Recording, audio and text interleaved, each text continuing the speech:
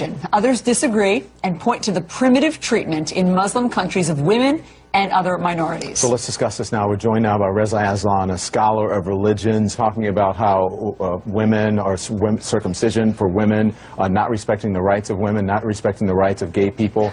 And what's your reaction? And then we'll talk. The argument about the female genital mutilation being an Islamic problem is a perfect example of that. It's not an Islamic problem, it's an African problem. Well, wait, because he says it's a, hold on a second, Reza, because he says it's a Muslim country problem. He says that in Somalia... Yeah, but and that's actually empirically, factually incorrect. It's a Central African problem. Eritrea has almost 90% female genital mutilation. It's a Christian country. Ethiopia has 75% female genital mutilation. It's a Christian country.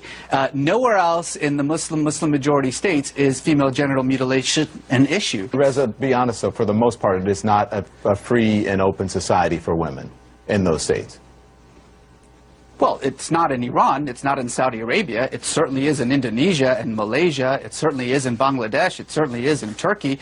I mean, again, this is the problem, is that you're talking about a religion of 1.5 billion people, and certainly becomes very easy to just simply paint them all with a single brush by saying, well, in Saudi Arabia they can't drive, and so therefore that's somehow representative of Islam. It's representative of Saudi Arabia. Wait, we're not talking about women in the Muslim world. We're using 2 or 3 examples to justify a generalization. That's actually the definition of bigotry. All right, fair enough. The question at the bottom of the screen that everyone is looking at. Does Islam promote violence? Islam doesn't promote violence or peace. Islam is just a religion, and like every religion in the world, it depends on what you bring to it. If you're a violent person, your Islam, your Judaism, your Christianity, your Hinduism is going to be violent. There are marauding Buddhist monks in Myanmar slaughtering women and children. Does Buddhism promote violence? Of course not.